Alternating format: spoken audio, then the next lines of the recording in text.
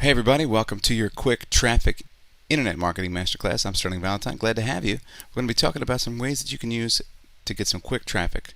Right now, get a pen, get a piece of paper, because we're going to be doing some real actionable stuff. A lot of the stuff that gets taught today is theory, but this is going to be actual battle-tested, street-proven, current, cutting-edge, state-of-the-art stuff. And the reason why I say that is because we've got a community of hundreds and hundreds of VIP students from all walks of life, all different countries, all different age groups, and we've been meeting together every week for webinars since fall of 2008. So I'm always checking in. What's working best for you for traffic? If you're using that particular site, how are you using it? What's the way that you're using it? Do you have any ad copy to show me what you're doing? Because I really want to make sure that we have a results-based community, a performance-based community, where we can check our stats against each other and really find out what's working the best. Now, is this the absolute most best traffic strategy known to humankind? Hey, I don't know. I just know that I represent my community, and I try to keep my ear to the ground of what everybody in my community is doing. So, are there other answers? Of course, there's probably other answers. But for all of us, hundreds and hundreds of people have gathered together and put our heads together and collectively tried to figure out the best strategies. I believe that we've figured out a really pretty good way where we've seen people get 100 subscribers in a day sometimes, so it can definitely work if you just keep your mind open and stay focused on what the community is doing and not just going out there and innovating and trying to do it yourself, because there's no need to reinvent the wheel when other people are already working out there hard on your behalf. You can just leverage what they know, and we all do better when we put our heads together. So let's check out our bullet points for tonight and talk about getting some quick traffic. Tonight's masterclass objective is to learn advanced strategies to quickly get traffic flowing easily and inexpensively. Now, you'll notice that I got a little typo in there, but that's how we do things around here. Fast and furious. We stick to getting the right things right, and the right thing to get right is figuring out how to get quick traffic. So let's take a look at what we're going to learn. We're going to talk about where to buy clicks for pennies, and it's very important to be able to make sure in the beginning that you utilize your funds effectively. Look, not everybody has funds to start a traffic campaign. So the important thing is to use those funds wisely and to not just be buying and trying and juggling and struggling and flailing all around, just throwing money at different things, because frankly somebody else has tested most of this stuff. So it's better to lean on other people than to just try to do it yourself and go it alone. We're going to talk about how to utilize free traffic sites effectively, how to find the best solo ads and ad swaps, how to manage all your traffic sites in one place, and how to get some viral traffic. So, excuse me, I'd really like to start with the end in mind and talk about viral traffic from the beginning, because most of you are using a squeeze page. If you're not, you really should be. And one of the great things about using a squeeze page is that you're showing your page to a lot of different people, right? You're exposing your squeeze page to thousands and thousands of people. We actually are also going to talk a little bit about conversion rates, so I want to write that in there as well, just in case I forget. It's very important to understand conversions. I was thinking about this earlier, and I didn't want to forget to remind you guys about it. So I love the idea of being able to double up my work whenever possible. I like to get 2 results for the price of 1. So if you're using a squeeze page from ListLaser, which is what we recommend to all our students who don't currently have a squeeze page, to just go to listlaser.com and get one. Then you have the benefit of also having some of your traffic that doesn't opt in at least possibly earn you some money as a ListLaser member. I don't know if you can see down here where it says click here to get your own free squeeze page, just like this. So the first lesson about getting traffic is, even if you don't get an opt-in out of the traffic that you're exposing your squeeze page to, you may have a secondary use for it. So before we go any further, I just wanted you to understand that even traffic that you drive to your squeeze page and don't benefit from, that don't actually turn into opt-ins, can still turn into a ListLaser member, and then you can get a benefit that way. So I try to get you guys to get maximum use out of what you're doing. And to be honest with you, a lot of times people teach this stuff, in my opinion, a little bit backwards. They teach to take your traffic and drive it directly to product offers. Like get yourself an affiliate link and go directly to a product offer. Well, what's the problem with that? The problem is, if you drive traffic directly to a product offer, most of the time, most of the traffic that you're driving isn't going to convert. It's just the nature of the beast, not all traffic converts. So if you're driving traffic to a product offer, like an affiliate link or something, what happens to all the people that don't buy it? You lose them. They're gone. And you've spent time, energy, and money to get them, and you didn't get any benefit out of them.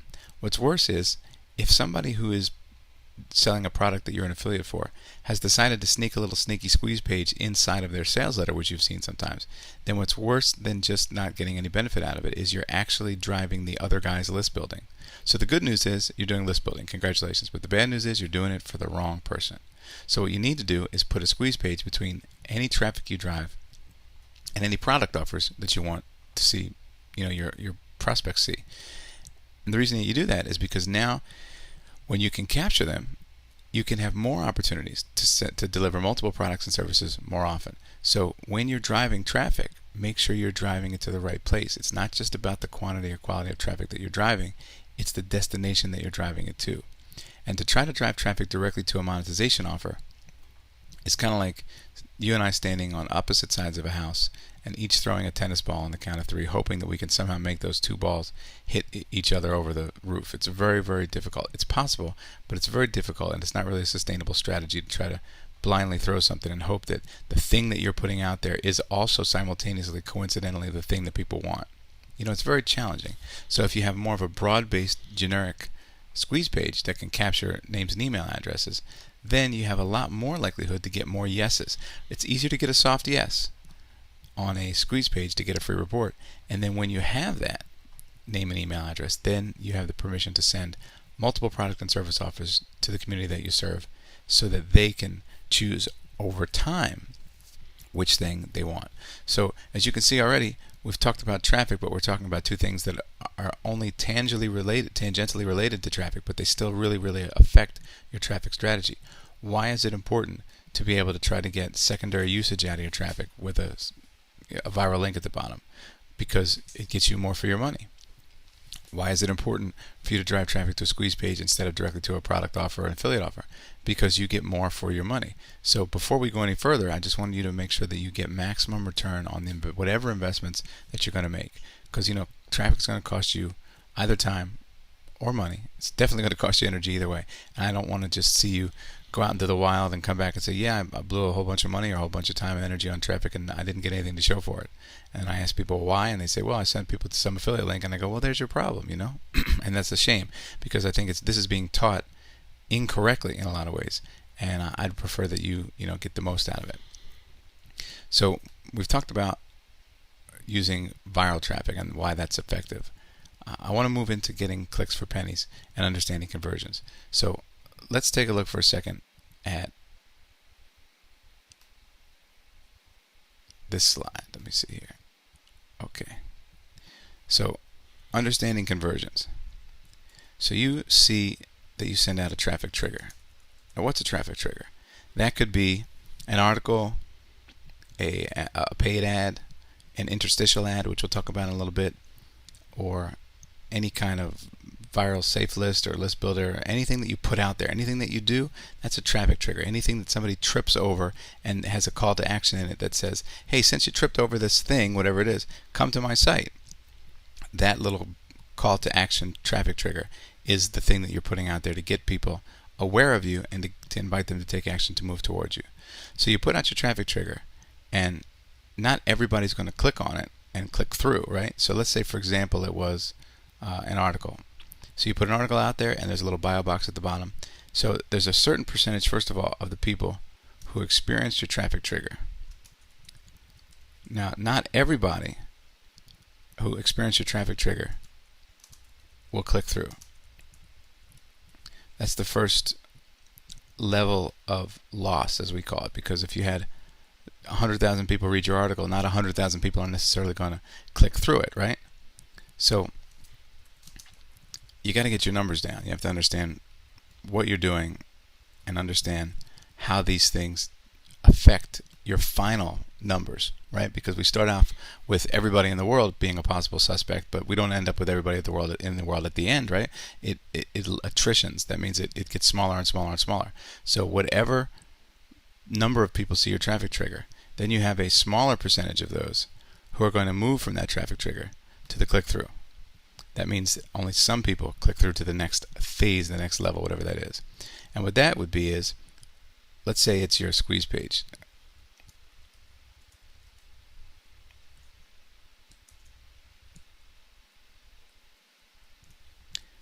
So the trigger's there, they read the article, they click through to your squeeze page. Now they're on your squeeze page, and they're taking a look at it.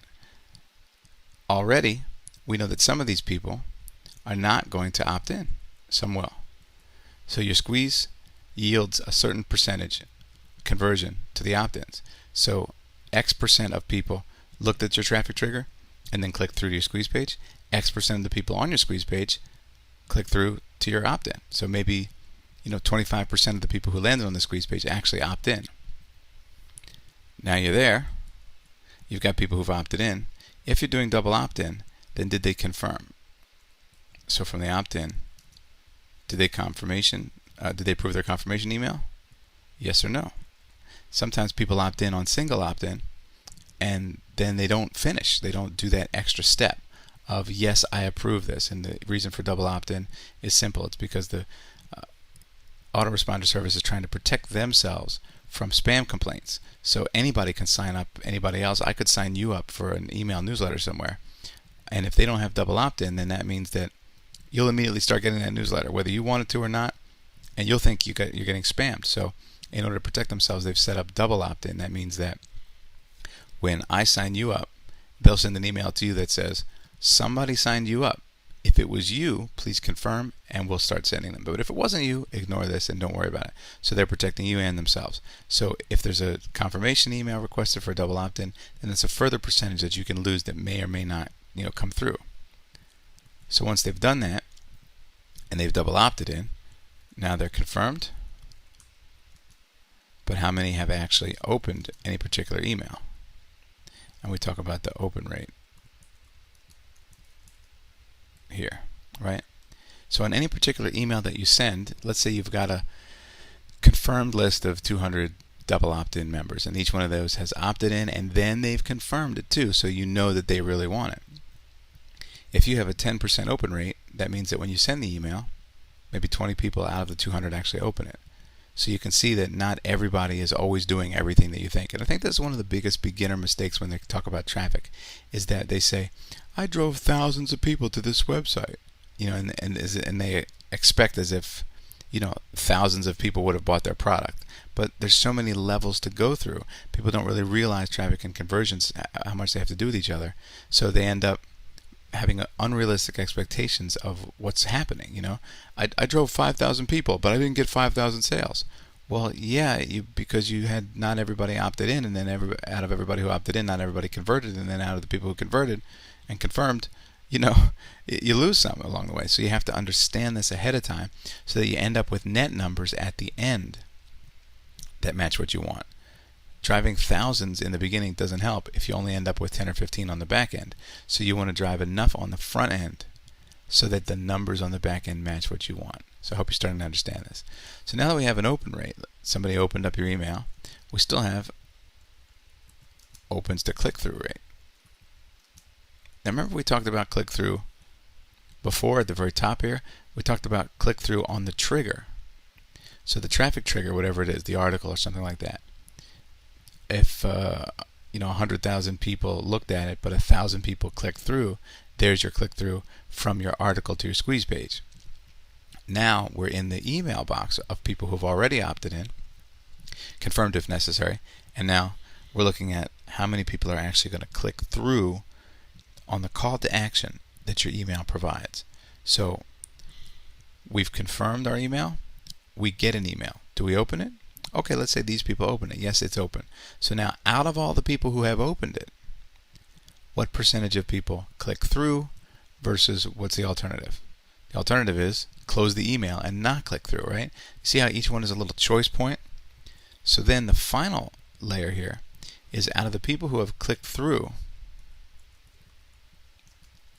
what's the next step? Well, if it's a sales letter, now we look at the conversion to sales. So if you had 100 people, let's say you had 200 people open your email, as we said before. Out of the 200 people, 10% click through, So that's 20. Then out of those 20 people who click through, maybe you got a sale. Maybe. Maybe more, maybe less, maybe none. And that would be a 5% conversion rate on the sales letter. You see, 5% of the people, in this case, 5% of the people who click through to the sales letter actually purchase, 1 out of 20. So if you can, pause this if you want to, write these down, start to understand these layers, then you'll know, let's say you wanted to make, let's just be real basic for the sake of argument, one sale every month of $27. Let's say you wanted to make a $27 sale a month. And of course, if you wanted to make 10 times that or 100 times that, then you just multiply the numbers I'm going to give you. But let's say you wanted a grand total of 1. All right? So if you have a sales letter that has, 5% conversion, then you'd need 20 people to click through. And if you have, let's say, a 50% click-through rate on your email, then you'd need 40 people to open it in order for the half of them to click through, right? And if 40 opened it, then you'd need, at a 10% open rate, you'd need 400 people on your list, right? In order to get 400 people on your list, you can see where this is going, right? 400 people on your list maybe come from a 10% conversion rate sales letter, which means you'd need to drive 4,000 people to your sales letter, right? So and that depends, of course, on the quality of the traffic. So I hope you're understanding how to build the bridge backwards from what you want to end up with here, back all the way to the beginning to your triggers. Understanding traffic and conversions from the back to the front is the way to ensure that you're putting enough volume in on the front end here so that you end up with the numbers you want on the back end. Don't just think, I sent 50,000 people. Something must be wrong because I didn't get 50,000 sales. Now that you see how the layers go, it makes a big difference. So let's get back to our bullets for a few minutes. So I want to show you a place where you can buy Click for pennies. It's a really great site. We've been using it off and on for about a year. It's working very well.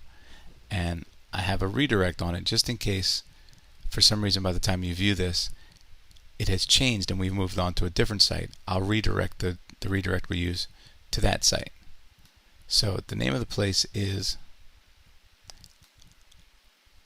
right here, flyad.me. And it does something very interesting. It does what's called interstitial ads.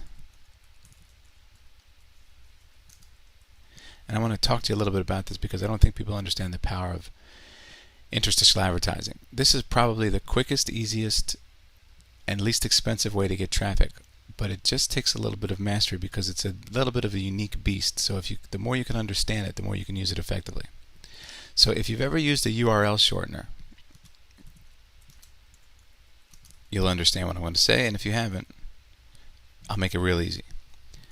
If you've ever used Twitter or someplace where you have a limited number of characters and you've ever wanted to send a really, really long URL, a long domain name, like cnn.com/oiltankerexplodes/ environmental news or something. That's really, really long to send to somebody. But if you can use a URL shortener, it will change it to like h1.ly./123. That's like a shortened link right there. It's a made up one, but do you see how that's so many fewer characters than the really long one, CNN dot whatever. That thing could be 100 characters long. So you don't have a lot of room when you type on Twitter. So you want to make sure you shorten URLs. So people are using URL shorteners, free public services that you go and put a really long link in, and it converts it to a really, really short link. Well, the people at FlyAds decided that they were going to monetize their URL shortening service. It's a free service, but when people go there to shorten a domain name, they come back with a link that shows an ad before it shows the actual site. So if you sent me this link to the oil tanker article, and I click this link, instead of just redirecting straight to the oil tanker article, it first redirects to an interstitial ad. Interstitial is just a fancy way for saying in between. An ad that comes up in between me clicking and then me seeing the oil tanker article. And it's on a timer, so it doesn't last forever. It lasts for a couple seconds, it counts down, and then it says, okay, you can skip this. Perhaps you've seen these before. That kind of interstitial advertising is powerful because you get to reach an incredibly large volume of people for a very, very tiny, tiny fractional price. So the downside with using interstitial ads is that it's not targeted at all. It's cold traffic, and the difference between cold and warm traffic is warm traffic is more likely to convert. Colder traffic is less likely to convert. So in this case, you're interrupting a flow from one ad, from one click to one, let's say, news article. People aren't expecting an ad, so your conversions per 1,000 are going to be lower than, let's say, somebody who saw a video of yours on YouTube and then clicked through. That's going to be a higher conversion. Why? Because they're warmer towards you. They know you. They were expecting it. They're already in the search for something like this. So don't let the lower percentage conversions bother you, because on places like interstitial ad sites like AdFly, it's really, really inexpensive and cheap, because they're already getting the traffic anyway, so they just pass the savings on to you and they show this ad. So even if you get 1 out of 1,000 to opt in, it costs you so little, and when you go and see the prices, you'll be shocked. It's extremely cost effective. I once used it to put about 100 subscribers on my list in about 12 hours, and I think I spent maybe $10. So I can't promise that outcome for everybody, but I just want to give you a sense of how easy and inexpensive it can be and how quick to use interstitial advertising. So we found that for people who start off with no subscribers, no traffic whatsoever, that using a paid interstitial advertising site like FlyAds is probably the single greatest way that you can get from 0 to 100 subscribers right away. Why is it important to focus on one at a time? Well, that's because there are so many different ways that you can drive traffic. Excuse me. That it's actually dangerous in the beginning, because you could be all over the place trying all these different traffic strategies without really understanding or having mastery at any particular one. You're almost doomed for failure. So that way we keep our blinders on. If you've ever seen a horse draw, like a horse and carriage, where people go on romantic rides in these little horse and buggies, they have those blinders on the side of the horse's eyes. They put these little square things on so that the horses can't see other people. People don't distract them. Movement doesn't distract them, and they just stay focused. They have tunnel vision moving forward. So that's what I want you to do when you're trying to get some quick traffic to start off your list building, is to have tunnel vision moving forward. You can do whatever you want. You can try 50 different strategies, but I found consistently that my students who focus on one traffic strategy at a time do a lot better, a lot faster than students who are all over the place, because you can't pay attention to that many things. Like, for example, if I gave you one phone number to memorize now, if I gave you a number 1, 2, 3, 4, 5, 6, 7, or whatever a phone number would be, and I asked you to hold on to that in the RAM, in the short-term memory of your mind, you could hold on to that fairly easily. But what if I gave you 12 phone numbers verbally right now? Just started rattling them off and told you to hold them in your mind. Do you see how at some point your brain's just going to give in and it says, look, I can't keep all that information at one time. You'd have to take a pen and write them down or something, you see? Because it's just too much to hold in your brain. Brains are not designed to hold that much information in short-term storage. Well, in the same way, your brain's not used to all these different traffic strategies. So the more room you give your mind to work on these, the more likely you're going to do well at that one particular one. Therefore, get better at it and save time so that you can move into the next one quickly. So the rule of thumb is, from 0 to 100 subscribers, I like to keep you focused on paid traffic. And I would use FlyAds to do that. Now the next thing I'm going to need to do is go back to our bullets for a second. Before I do that, I just want to get these numbers down for our next slide. Okay, so take a look. We talked about understanding conversions and where to get clicks for pennies. We're going to start utilizing solo ads and ad swaps. I'll get back to the free traffic sites in a second, because I want to talk about solo ads and ad swaps. I think this is the really vital next piece that a lot of people miss. I'm really excited to be able to share this with you. So once you've got 100 subscribers, what do you do with it? Well, remember how I said you want to get multiple uses out of your traffic by trying to have a viral link at the bottom? I'm trying to get you the most for your time, energy, and money. So if you have 100 subscribers and you have your product offers in the back end, you're trying to monetize those subscribers with product offers. But also, there's another way. There's actually 2 other ways to monetize them. And remember, we're internet marketers. We're market monetizers. We want to try to monetize the market whenever we can. So why just settle on your 100 subscribers as being only something that you use to monetize through emails. What if you could monetize it through different ways? Wouldn't you want to do that? I mean, I would hope that you would want to at least consider it. So you move from 0 to 100 subscribers using FlyAdme very inexpensively, very quickly, very easily. You just paste your URL in there and hit campaign, and it goes. There's not a lot of complicated formulas, or you don't have to write content first. You just use it. It's easy in and out. Now you're sitting on 100 subscribers. The first thing you can do with those is you can do ad swaps. And in order to understand ad swaps, I want to teach you first about solo ads so that you know what an ad swap is. A solo ad is simply somebody sending your link to their list. That's simple. So if I have a list and you buy a solo ad off of me, that means that you'll pay for a certain number of clicks, let's say 100 clicks, at a particular price, and then I will send your squeeze page to my list. That's it. If you buy 200 clicks, I send you 200 clicks to your squeeze page. What happens after that is up to you, because I can't guarantee you're going to get opt-ins. I don't know if your squeeze page is great or terrible. I don't know the particular 200 people on my list that are going to hit that page. I just know I'm supposed to drive you clicks and our deal is done. So that's what a solo ad is. And solo ads can be very effective. An ad swap is a way to do solo ads without paying anything. And here's how that works. Instead of just paying money for a solo ad, in an ad swap, you're getting a solo ad from somebody else, but you're using your own list to swap with. Meaning, on a particular day, Tuesday, you're going to send your squeeze page link to me so I can send out an email to my list. But I'm also going to give you my squeeze page, and you're going to send out an email to your list. So we're trading clicks. If you say, let's trade 50 clicks on Tuesday, then I say, okay, give me your squeeze page address, and you say, great, here it is. Now, Sterling, you give me your squeeze page address, and I give you mine. Now, we each have the other person's squeeze page address. We draft a little quickie email that says, hey, go check out my friend Sterling's site. That's what you would say, and I would say, go check out my friend so-and-so's site, and we would each drive 50 clicks to the other one. So now you're taking your 100 subscribers and you're utilizing them as an asset to build more subscribers. And this, my friends, can be worth even more to you than using the subscribers you have to try to get sales out of immediately. What if you could parlay those 100 subscribers you have into a list of 1,000 subscribers, or 10,000, or 25,000?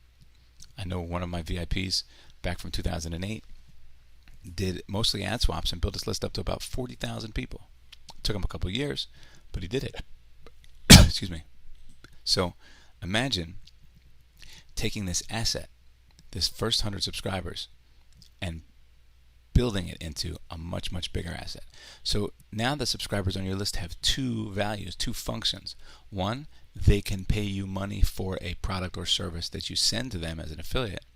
Or two, you can use them as bargaining chips in a way to get a bigger list. And look, you're given a free value. This is not manipulative. This is not unethical.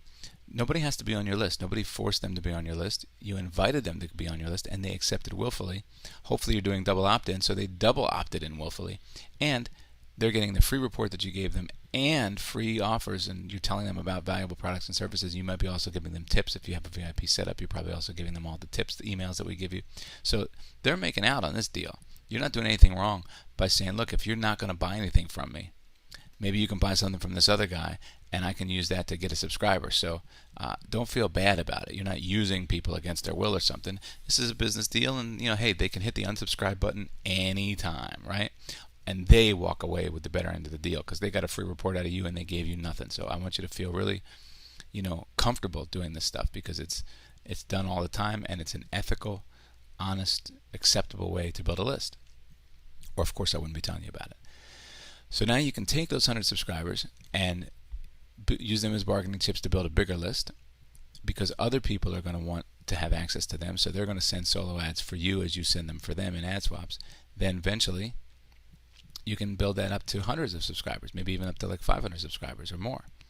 So now with solo ads and ad swaps, you're free to buy a solo ad at any time, and the link to the community I'm going to give you in a minute allows you to do that. You can buy a solo ad without paying for it. In fact, before the invention of money, we had to do bartering. So if you went to the town square and you wanted a goat, let's say, you had to bring something that person who owned the goat wanted to trade, right? You'd have to bring 3 chickens or a coat or something and just strike up a deal. We still do bartering today.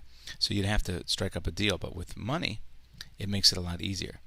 So the reason I'm using that example is an ad swap is just a bartered double solo ad. I hope you understand that, because people get confused about ad swaps, but most of the time they understand solo ads pretty easily. You're buying a mailing to my list, right? Just like if you bought a newspaper advertisement in the New York Times, or you bought a 30-second commercial on the Super Bowl, right? It's the same thing. You're buying a commercial on my list. I will send you, I will send your link to so and so many number of people on my list. Well, you're just buying an ad like anywhere else. It's a solo ad. Solo meaning I send out information just about you and nobody else. Now, occasionally you'll be buying an e-zine ad where there's other ads in there, but most of the time, my experience has been solo ads. Most people mean them to be a solo mailing directly about you. So an ad swap is a way to cut the cost out, because I like to try to keep your dollars in your pocket where they belong and not, make you spend a whole bunch of money on stuff that you don't need. I prefer you keep that money. So if possible, if you can do ad swaps, it saves you money from having to pay for solo ads. Now there's a downside to it, because you're not going to be able to swap with much bigger people. Let's say you only have a list of 200 people, but you want to buy 200 clicks. Well, you're going to have a difficult time getting all 200 of your people to take action on the same day.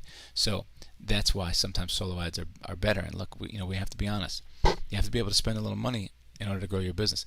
I am still perplexed by the number of people who expect to grow a six-figure business from home, but when I tell them they need $19 a month for an Aweber account, they lose their minds. Are you kidding me? $19? Yeah, man, $19. It's not that big of a deal. If you buy a hot dog cart, it'll cost you $100,000, and you're lucky if you can make $100,000 with that.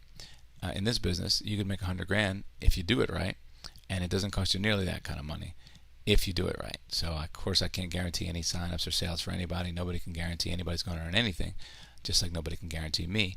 But the point is, it's a very leverageable business where you can make small investments in your growth compared to other places where it needs tremendously large investments in your growth. Look, you're never going to have to paint your squeeze page, even though you might have to paint the building that you operate in, or if you have to pay hundreds of dollars every week for landscaping at the business that you run offline. You don't have to do landscaping online. You see, it just saves you a lot of money. It's a very leverageable, easy business, but you do have to be able to spend money sometimes. So that's why solo ads are a great way to do it, but if you can't afford solo ads, try to do ad swaps to make it there. And why do I like these so much?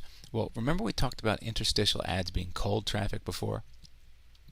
Well, solo ads and ad swaps are going out to people who have already subscribed to somebody else's list. You see, they are qualified, right? Somebody else has gone to the trouble to drive that traffic to their list. They've pre-qualified them. Look, if they weren't interested in what you had to offer, they wouldn't have got on the other guy's list, right? So the other guy already did the filtering ahead of time. He already sorted them out and said, look, these people, I can tell you they're already interested in this kind of thing because I got them. So that's why they're more valuable, because they're warmer type of traffic.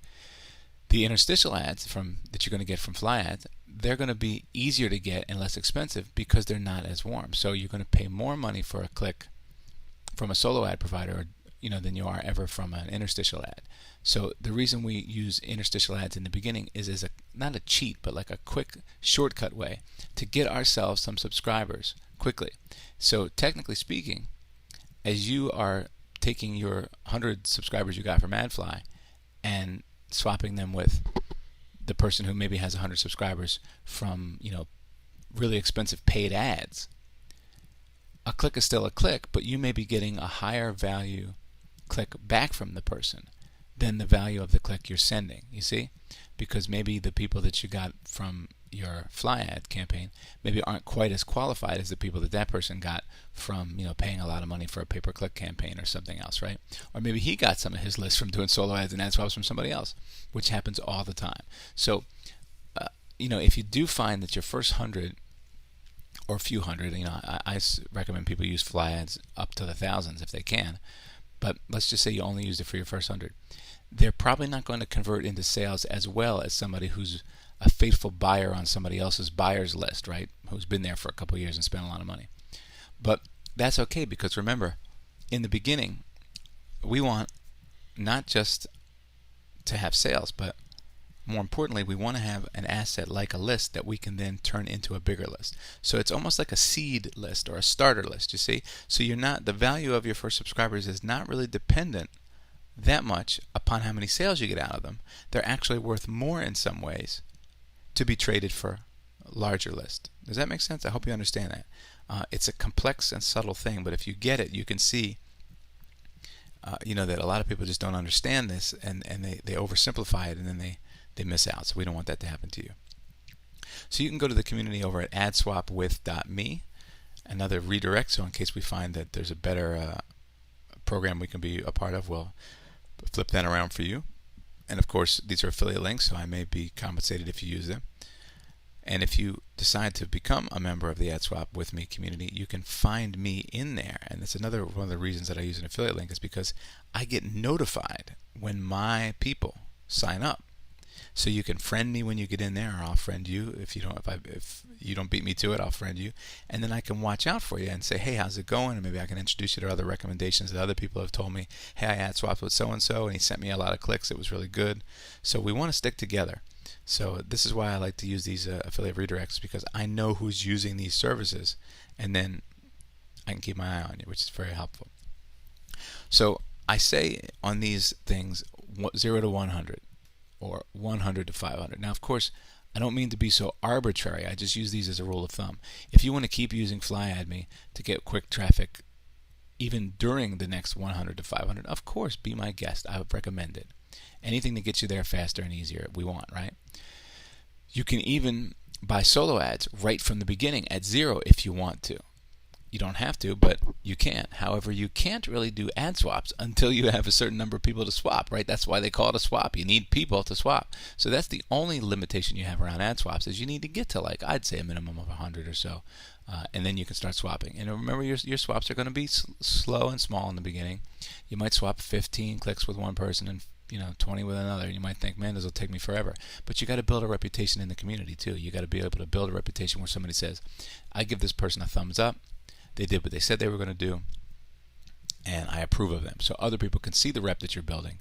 And again, that's why these 15 or 20 person swaps, they're not necessarily just for sales. They're for positioning. Just like your first 100 subscribers aren't necessarily just for sales. They're positioning you for a bigger game, right? So keep the big picture in mind. Now that you're in the zone and you're starting to build into the hundreds, I want to tell you about another third powerful way that we started to use in the 500 to 1,000 subscriber range. And they're called safe list or viral list builders. Remember, gang, I could be teaching you so many different traffic strategies. I have over 50 of them written down that I've taught over time, and there's a lot of them. And I have to be honest with you, a little side note here. In the beginning, as an internet marketing teacher, I thought it was my job to teach you everything. I thought I had to be the walking encyclopedia of this kind of thing. But I found out that what you really want from me is not volume of information overload. You've already got information overload, right? What do you need more information for? What you need from me is actually less. You need me to filter and tell you, from my point of view, what you should not do, just as much as what you should do. So before I tell you about safe lists and viral list builders, I want to talk to you a little bit about different types of traffic. We can talk about just straight up paid or swapped traffic. Then we can move up a level to talk about content-based traffic. Oops, sorry about that. Little typo. We could talk about content-based traffic. And then we can talk about, for example, social media kind of traffic. And we want to look at layers of complexity. So what the heck does layers of complexity mean? Well, when you start out, this stuff is new, right? And new things always take up more space in our brains than things that we're used to. If you remember the first time you learned to drive a car, man, it felt like a million switches. It felt like you were trying to drive a 747, fly an airplane.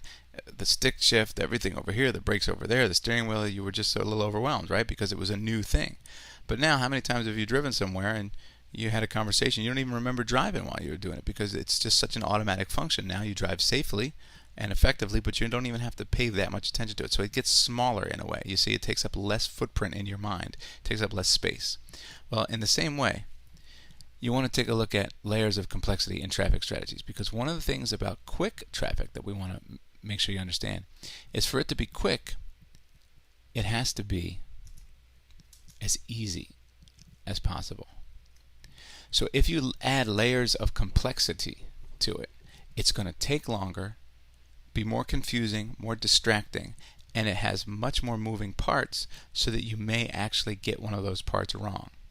So one of the things people don't really understand when I teach this stuff until I tell them, one of the things they don't understand about the criteria I use to choose traffic strategies for my subscribers is why I choose to give you the things I choose to and when.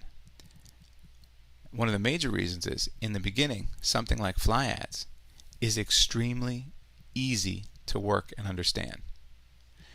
You paste your code in there, your URL, whatever your squeeze page address is, you paste it in there. You select the campaign you want and you hit send. Done. One button. Easy, right? But what if you had to write an article first or record a video? Think about it for a second. How many more steps are there in the video that I'm recording right now? I have to have my slides ready, I have to do the research, I have to get my curriculum down, I have to test it, I have to get my Camtasia going. I could be recording this, but the mic wasn't turned on. I mean, there's 1,000 ways to die, The more complex it gets, there's a lot of more different ways that you can mess things up. It's not as easy, it's not as fast, and it's not as, I don't want to say guaranteed to work, but it's not as easy to do, meaning there's less likely that you'll screw it up somehow, right? The more complex moving parts are, the more likely you are to screw it up. If there was 1,000 steps, the first couple of times we'd almost assuredly mess it up and not get the result we wanted. And we need momentum in the beginning. We need wins, right? So we want to keep it simple. You know how they say KISS, keep it simple, stupid. That's what they say. So in the beginning, we want to win. I want you guys to take your first traffic campaign and get some subscribers. Wow, it's easy. I'm a list builder now. Exactly. So we talk about these layers of complexity that content generation add, and we see that in the beginning it's not a wise strategy. I mean, I don't want to tell you not to do articles, and I used to recommend article marketing from the beginning, but I found that it takes a while to master, so I would rather from the very start you build up a couple hundred subscribers the easiest ways possible, then start to go into content development. Then add the extra layer of social media. So for example, if you had social media and you wanted to say, hey, come check out my article or check out my video, now you've got to join the social media, get a following first on Twitter or something, then create the video content, then drive the traffic from social media to the video content, and then drive them to your squeeze page. You see how many extra layers of complexity it is? Not that there's anything wrong with those methods, but in the beginning, we want to keep it simple, as simple as possible to move you forward. And I think you basically understand what I'm saying. So now let's move into safe lists and viral list builders. Understanding we're trying to keep it simple and not too complex. What is a safe list? Well, a safe list is a list of people that's safe to mail to. So we say safe, meaning you can mail to them without it being spam. So if let's say I went through the Yellow Pages. Imagine the Yellow Pages had email addresses in them. It doesn't, but let's just say it does. And I just strolled along and copied people's email addresses and put them on a big list together without them knowing it, without their permission, without even finding out what their interests are, just randomly grabbing 1,000 people's names and putting them on a list. Is that list safe to mail to? Of course the answer is no, because they didn't give you permission, they didn't opt in, and more importantly, it's not a relevancy list. They're not all interested in one thing. If I want to sell dog supplies to them, how do I know every one of them has a dog? How do I know that they're interested in dog stuff? You see?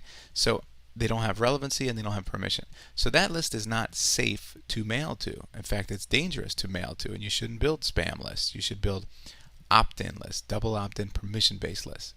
So a safe list is a site where a guy or a girl says, I'm going to put together a list on purpose, and the list's purpose is for you to be able to be a member of it and mail things to it and also receive mailings from it. Kind of like if you go to an open mic night at a bar, you take your guitar in there and you want to sing for everybody, you'll notice that a lot of the people in the audience also have their guitars. Why? Because they too want an audience of people. So it's kind of like guitar players playing for other guitar players. Now that has its pros and its cons. Some people might say, well, a safe list just sounds like a bunch of people trying to sell stuff to a bunch of people. That's dumb. Well, maybe. So there's going to be maybe a diminished return because of that. But at the same time, some of the most active buyers are sellers.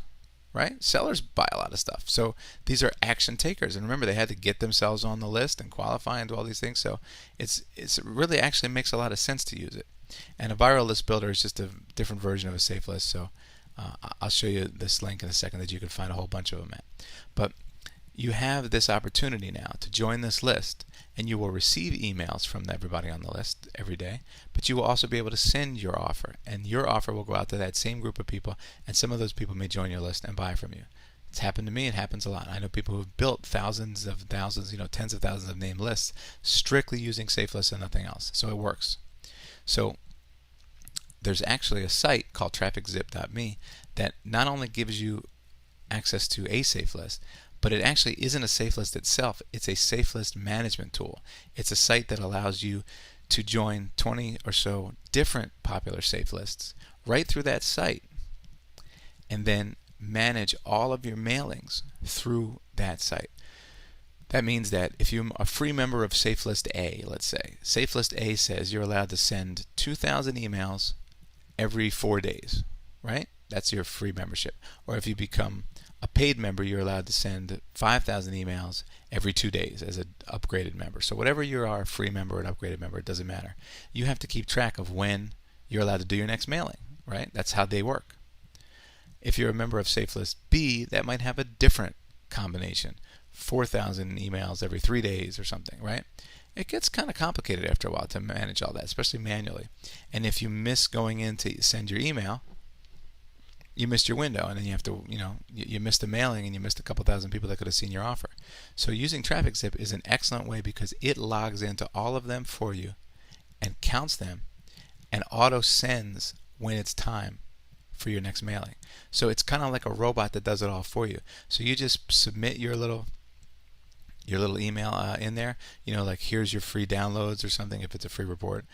Just put that in the subject line, here's your free downloads, and then in the body copy, hi, comma, here's your free downloads, and then put your link. That's it. You don't need to make a long one. In fact, the longer your email, I believe the more it's going to work against you, because in a SafeList situation, people are reading a lot of emails every day. They don't want to read a long email. They appreciate it when you send them a short one. So here's your link. They'll say, okay, let me click it. Many of these are also called credit-based safe lists. That means that people earn credits to send more mailings by reading these emails. So they're opening these emails and clicking on the links to earn credits too. So there's even more incentive for them to open them, and it's more incentive for you to keep it short and sweet, right? So by automating the process with TrafficZip, now you can have your fly ads running. You can be a member of the community of the ad swaps and be booking ad swaps with people, or buying solo ads as well. And you can have your viral list builders and safe lists on autopilot. Now, out of the 40 some or 50 different traffic strategies I've ever taught, I promise you that these three, and in this order, have returned better results for more VIPs than any other combination that we've discovered so far. And as I said before, does that mean by the time you watch this video that these are the ultimate best strategies ever of all time? I can't tell you that. I don't know. I just represent a community, and the community speaks, and this is what we've learned so far. It's our best practices to date, right?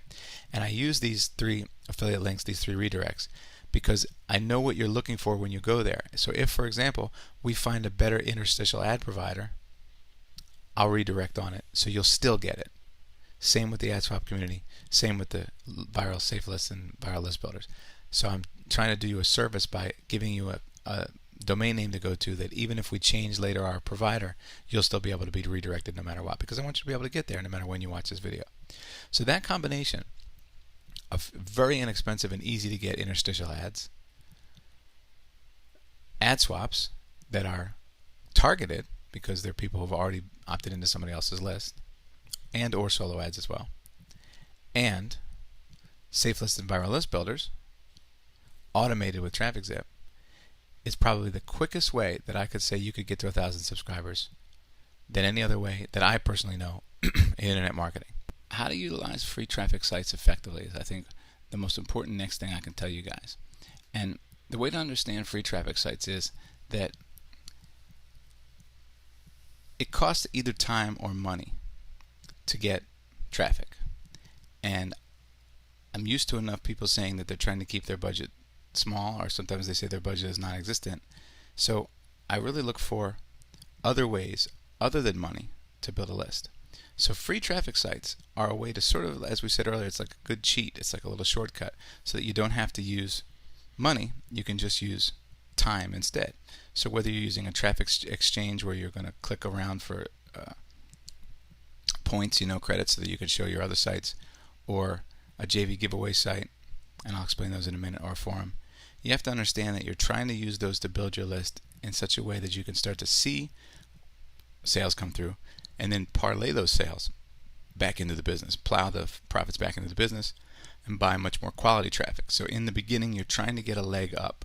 Not everybody starts with free sites. Some people go immediately to solo ads and they buy thousands and thousands of solo ads and they build a big list right away. But if you don't have that kind of money, well, that's okay. Then you just try to use the free sites as effectively as you can as a substitute.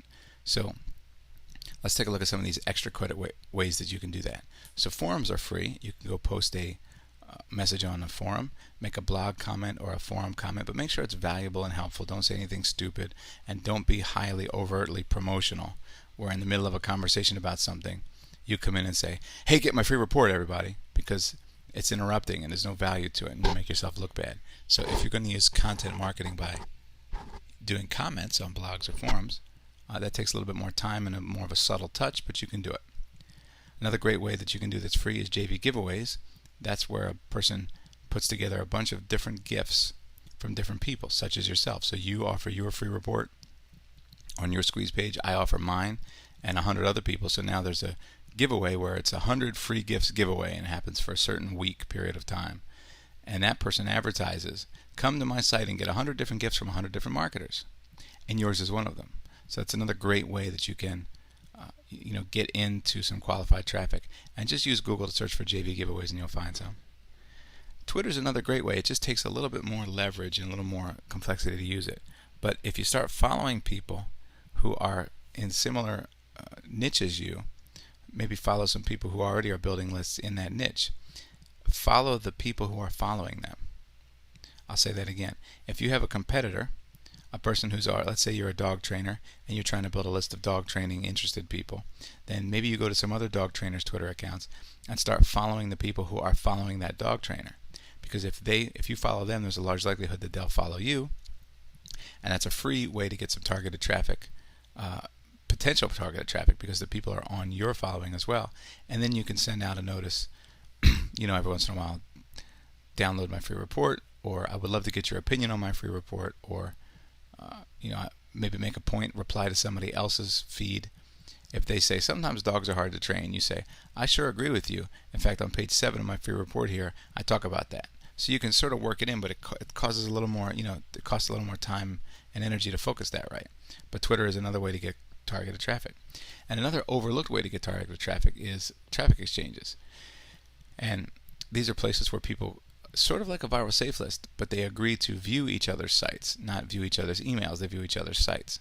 And you can get in there, put your site in the rotation, other people can see it, and click on it, maybe become a member of your list.